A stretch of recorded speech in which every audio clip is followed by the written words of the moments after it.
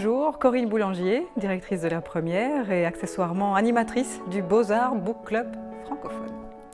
J'espère que ceux qui sont venus à la rencontre attendaient ce que moi j'ai voulu proposer, qui est plutôt une discussion, a priori plutôt avec des personnes qui ont lu le livre, une discussion sur les thématiques, sur le ressenti, sur l'appropriation du roman.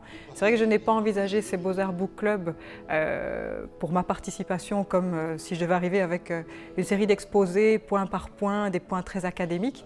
J'ai vraiment souhaité provoquer une rencontre, un plaisir de s'approprier et de discuter du livre. J'ai le sentiment qu'il y a deux types de personnes présentes dans le public, ceux qui sont venus juste par curiosité, ceux dont on sent qu'ils ont juste envie de parler dans un groupe, et puis ceux qui ont eu un attachement pour le livre.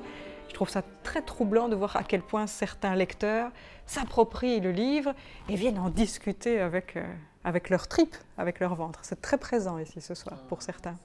Thomas Gunzig, c'est un auteur belge extrêmement attachant, avec un regard qui est assez cynique parfois sur la réalité. C'est un auteur qui n'hésite pas aussi à aller vers des romans de genre.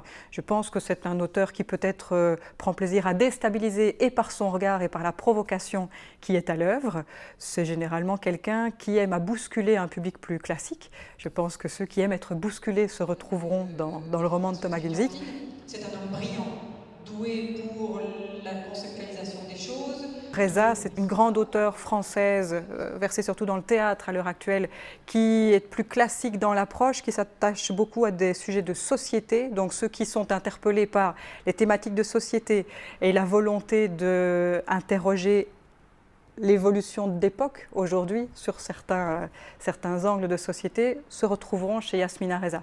Elle est plus classique, elle est plus traditionnelle. Je pense que c'est un public peut-être un peu plus classique qui se retrouverait dans le travail de Yasmina Reza. Au-delà de ça, je trouve que cette réflexion sur la responsabilité est vraiment très très importante. Et sur La littérature dans ma vie, c'est une grande histoire d'amour depuis tout petit. Moi, j'ai été une grande lectrice toujours. Mais la littérature a toujours été quelque chose qui a été une école de la vie, une école au sens premier du terme. J'ai appris beaucoup de choses dans les livres.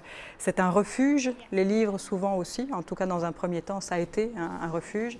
C'est là où j'ai pu trouver dans les bouquins tous les sujets dont je ne pouvais ou n'osais parler par ailleurs. Mais surtout dans des assemblées de lecteurs comme celle-ci, c'est toujours d'abord le filtre du subjectif, de l'émotion et du rapport directement personnel au livre qui est ce qui m'anime en premier. Le filtre de lecture objectivant vient après.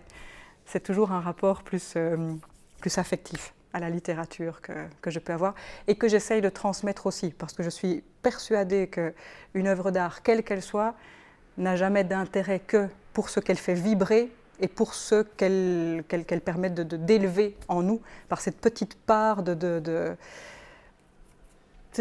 d'humanité qu'elle fait vibrer, qu'elle ne fasse pas vibrer que la tête, mais aussi le cœur. Et donc j'essaye toujours, dans l'approche et dans le partage de la littérature ou de l'art en général, de ne pas rester sur une approche strictement objective, mais aussi d'aller parler au ventre et pas seulement à la tête.